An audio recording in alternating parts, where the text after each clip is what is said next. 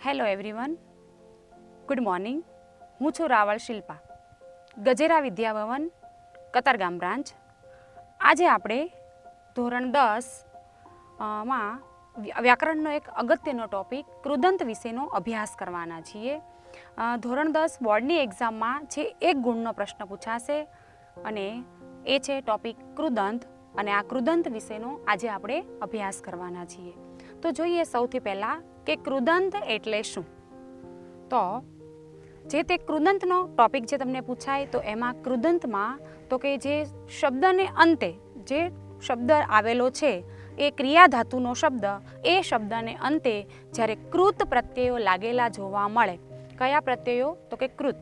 કૃત પ્રત્યયો જ્યાં લાગેલા જોવા મળશે તેને કૃદંત કહેવાય છે. તો આ કૃત પ્રત્યયો કયા કયા? તો જે ધાતુ જે છે એ ધાતુને અંતે ત્વા, ટ્વા, ધ્વા, ય કે તુમ કે પછી એમાં ત જોવા મળતો હોય, વત, વાન, વતી, તવ્ય, અનિય કે ય વગેરે જેવા પ્રત્યયો એ બધા કૃત પ્રત્યયો છે. અને જ્યાં ધાતુને અંતે આ પ્રકારના પ્રત્યયો જ્યાં આવેલા હોય તેને કૃદંત કહેવાય છે. તો ટોટલ સંસ્કૃતમાં આપણે 5 કૃદંતના પ્રકારનો અભ્યાસ કરવાના છીએ. એમાં પહેલો કૃદંતનો પ્રકાર છે સંબંધક ભૂત કૃદંત. અને એ જે સંબંધક ભૂત કૃદંત છે એના પ્રત્યયો છે ત્વા, ટ્વા, ધ્વા કે પછી ય. તો જે ધાતુને અંતે આ પ્રકારના ત્વા કે ય શબ્દનો પ્રત્યય જોવા મળતો હોય તો એ સંબંધક ભૂત કૃદંત કહેવાય છે. એ જ રીતે બીજો પ્રકાર છે હેત્વર્થ કૃદંત. એને પછી આપણે ઉદાહરણ સ્વરૂપે જોઈશું. તો હેત્વર્થ કૃદંત તો જે ધાતુને અંતે તુમ કે ટુમ આ પ્રત્યય લાગેલો જ્યાં જોવા મળતો હોય તેને હેત્વર્થ કૃદંત કહે છે. ત્રીજો કૃદંત પ્રકાર છે કર્મણીભૂત કૃદંત. અને કર્મણીભૂત કૃદંતની અંદર જે પ્રત્યય આપણને જે ધાતુ આપેલી છે એ ધાતુ પછી એમાં ત જોવા મળે, એ આખો ત અથવા તો તના સ્થાને ટનો પ્રયોગ. હવે ત એટલે ત પછી તહ શબ્દ પણ આવી શકે, તા, તા અથવા તો તાહા શબ્દ, તમ, તૌ. આ દરેકે દરેક શબ્દ જ્યાં લાગેલા એ ધાતુને અંતે લાગેલા જોવા મળે તો એ તમારું કર્મણીભૂત કૃદંતનું રૂપ બને છે. એ જ રીતે કૃદંતનો ચોથો પ્રકાર જે છે એ કર્તરીભૂત કૃદંત છે. અને કર્તરીભૂત કૃદંતના પ્રત્યય છે વત, વાન અને વતી. જ્યાં વત, વાન અને વતી પ્રત્યે જે ધાતુને અંતે લાગેલો જોવા મળે એટલે હંમેશા એ કર્તરીભૂત કૃદંતનું રૂપ બને છે. અને એ જ રીતે છેલ્લો 5મો પ્રકાર જે છે એ વિધ્યર્થ કૃદંત છે. અને વિધ્યર્થ કૃદંતના પ્રત્યય છે તવ્ય, અનિય કે ય. બરાબર, કે જે ધાતુને અંતે તમને છેલ્લે તવ્ય શબ્દ હોય, અનિય શબ્દ લાગેલો હોય અથવા તો ય શબ્દ લાગેલો હોય તો એ હંમેશા તો કે વિધ્યર્થ કૃદંતનું રૂપ બને છે. હવે સંબંધક ભૂત કૃદંત અને વિધ્યર્થ બંનેમાં ય પ્રત્યય લાગેલો જોવા મળતો હોય છે. તો બંનેમાં ભેદ એ છે કે જ્યારે જે સંબંધક ભૂત કૃદંતનું રૂપ હશે તો જો ધાતુની આગળ ઉપસર્ગ વપરાયો હશે અને એ ધાતુને અંતે જો ય હશે તો એ સંબંધક ભૂત કૃદંતનું રૂપ હશે. અને સામાન્ય રીતે ધાતુ પછી જ્યારે ય વપરાયો હશે તો એ વિધ્યર્થ કૃદંતનું રૂપ બને છે. અને ટોટલ આ રીતે કૃદંતના 5 પ્રકાર છે. અને બોર્ડ એક્ઝામમાં જે રીતે પ્રશ્ન પૂછાય છે તો એ રીતના અન્ય ઉદાહરણ પરથી આપણે કૃદંતને સમજવાનો પ્રયત્ન કરીશું. તો સૌથી પહેલું ઉદાહરણ જે છે એનું કે ઉદાહરણોમાં પહેલું કે પઠનસ્ય તાવત અર્થમ જ્ઞાતુમ ઈચ્છામિ.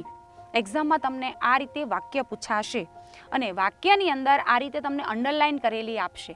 તો અહીંયા શબ્દ છે જ્ઞાતુમ. હવે આપણે જોયું આગળ કે કૃદંતના પ્રકારોમાં કે જે ધાતુને અંતે જો તુમ પ્રત્યય લાગેલો, જ્ઞાતુમમાં પ્રત્યય કયો લાગેલો છે કે તુમ. જો તુમ પ્રત્યય લાગેલો જોવા મળે તો હંમેશા એ કયું કૃદંતનું રૂપ ગણાશે તો કે છેલ્લે ધાતુને અંતે તુમ પ્રત્યય તો કે હેત્વર્થ કૃદંતમાં લાગે છે એટલે એ કૃદંત ગણાશે કયું તો કે એમાં આવશે હેત્વર્થ કૃદંત.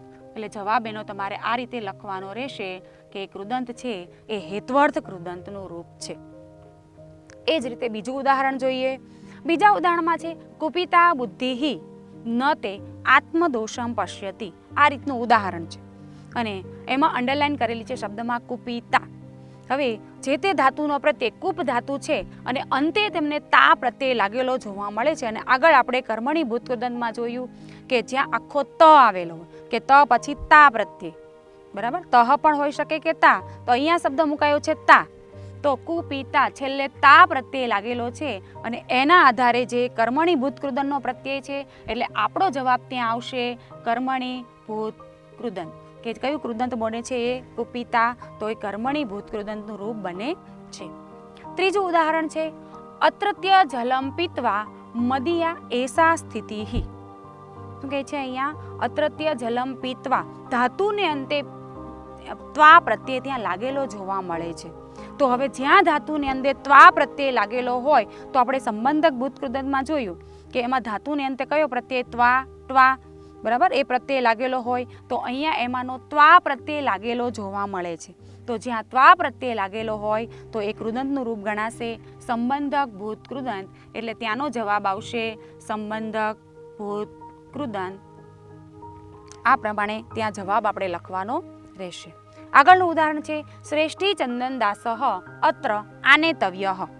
હવે અંડરલાઈન તમને શબ્દમાં કરેલી છે આનેતવ્ય, એટલે છેલ્લો પ્રત્યયમાં આપણે શબ્દ આપેલો છે તવ્ય. અને આગળ આપણે કૃદંતના પ્રકારોમાં જોયું કે જ્યાં ધાતુને અંતે તવ્ય પ્રત્યય લાગેલો હોય તો એ રૂપ બનશે વિધ્યર્થ કૃદંતનું. અને આ ઉદાહરણમાં પણ આનેતવ્ય, બરાબર, આ ની ધાતુ જે છે તો એના પરથી આનેતવ્ય, તો એ તવ્ય શબ્દ આવેલો છે એના આધારે આપણે કહી શકીશું કે એ કૃદંતનું રૂપ છે કયું છે? તો કે વિધ્યર્થ કૃદંતનું રૂપ છે. તો જવાબ ત્યાં આવશે વિધ્યર્થ કૃદંત. એ જ રીતે આગળનું ઉદાહરણ જોઈએ. એમાં છે આસંસ્થેન એવ ભવતા શ્રોતવ્ય જનાર્દનસ્ય સંદેશ. હવે એમાં અંડરલાઈન કરેલો શબ્દ છે શ્રોતવ્ય. એમાં છેલ્લે યહ પ્રત્યય ન જોતા આખો શબ્દ જોવાનો છે તવ્ય. અને પ્રકારમાં આપણે જેમ જોયું આગળ તેમ કે તવ્ય ક્યાં લાગેલું હોય છે? તો કે વિધ્યર્થ કૃદંત. કે વિધ્યર્થ કૃદંતમાં જ્યાં તવ્ય પ્રત્યય લાગેલો હોય ત્યાં કહેવાશે વિધ્યર્થ કૃદંતનું રૂપ. તો અહીંયા શ્રોતવ્ય, ધાતુને અંતે તવ્ય પ્રત્યય લાગેલો છે એટલે એનો જવાબ આવશે ત્યાં વિધ્યર્થ કૃદંત. બરાબર, ઓકે. એના પછી આગળનું ઉદાહરણ જોઈએ પ્રવિચાર્ય ઉત્તરમ દેય. શું છે આગળનું ઉદાહરણ? પ્રવિચાર્ય. અંડરલાઈન કરેલો શબ્દ પણ એમાં આપેલો છે પ્રવિચાર્ય. હવે એમાં છેલ્લે પ્રવિચાર્યમાં છેલ્લે શબ્દ આપેલો છે ય. હવે ય માટે આપણે મેં તમને આગળ કીધું એમ કે બે રીતે આવી શકે, વિધ્યર્થમાં પણ આવી શકે, સંબંધકમાં પણ આવી શકે. તો સંબંધકમાં ફરક ક્યાં પડશે કે જો ધાતુની આગળ ઉપસર્ગ લાગેલો હોય તો અહીંયા ધાતુની આગળ ઉપસર્ગ લાગેલો છે પ્ર ધાતુનો ઉપસર્ગ છે અને છેલ્લે ય પ્રત્યય આવેલો છે કે જે સંબંધક ભૂતકૃદંતનું રૂપ દર્શાવે છે. એટલે ત્યાં જવાબ આવશે સંબંધક ભૂતકૃદંત. તો એ પ્રવિચાર્ય શબ્દ શેનો આવશે? સંબંધક ભૂતકૃદંતનો. એટલે આપણે જવાબ આ રીતે સંબંધક ભૂતકૃદંત લખવાનો રહેશે. આગળનું ઉદાહરણ છે ધાત્રી કાષ્ઠાની આનિતવતી. અને અંડરલાઈન કરેલો શબ્દ આપણને આપેલો છે આનિતવતી, બરાબર. તો વતી, અને આગળ આપણે પ્રકારમાં જોયું કે જ્યાં વત, વાન અને વતી પ્રત્યે લાગેલો હોય તો ત્યાં હંમેશા એ રૂપ કયું બનશે? કર્તરી ભૂતકૃદંતનું. એટલે આપણે અહીંયા વતી પ્રત્યય લાગેલો છે એટલે ત્યાં આપણો જવાબ બનવાનો છે કર્તરી ભૂતકૃદંત. તો આ રીતે જે તમને ઉદાહરણ એક્ઝામમાં પૂછાય તો એ પ્રમાણે તમારે જે કૃદંતના પ્રકારો જે આપેલા છે એ કૃદંતના પ્રકારોમાં આપેલા જે પ્રત્યયો છે એ પ્રત્યયને આપણે યાદ રાખવાના છે. અને આ પ્રત્યય પરથી તમે તમારા કૃદંતનો જવાબ શોધીને લખી શકશો. અને એ માટે આ જે મેઇન પ્રત્યયો છે એ પ્રત્યયો કયા જે કૃદંત છે કે કયા કૃદંતના પ્રકારનો કયો પ્રત્યય છે એ ત્યાં યાદ રાખવો પડશે. ફરી જોઈ લો એકવાર કે સંબંધક ભૂતકૃદંત છે એનો પ્રત્યય છે ત્વા, ત્વા, ત્વા કે ય. એ જ પ્રમાણે હેત્વર્થ કૃદંત છે એનો પ્રત્યય છે તુમ કે ટુમ. ત્રીજો પ્રકાર કર્મણી ભૂતકૃદંત કે એમાં આવશે આખો ત, હલન ત પણ નહીં ચાલે, એમાં આખો ત અથવા તના સ્થાને ટનો પ્રયોગ પણ ત્યાં થાય છે. તો તહ, તા, તાહા, તમ, તૌ અથવા તો ટ શબ્દનો પ્રયોગ પણ કરી શકાય. ટહ, ટા, ટાહા, તમ, ટૌ આ પ્રમાણે. અને આગળ કર્તરીભૂત કૃદંતમાં તો એના પ્રત્યે યાદ રાખવાના છે વત, વાન અને વતી. અને પાંચમું વિધ્યર્થ કૃદંત છે તવ્ય, અનિય અને ય, કે જે ટેક્સ્ટ બુકમાં વારંવાર આ પ્રકારના પ્રત્યયોવાળા શબ્દ આવેલા જ છે અને એના આધારે આ કૃદંત આપણે શીખવાના રહેશે. અસ્તુ.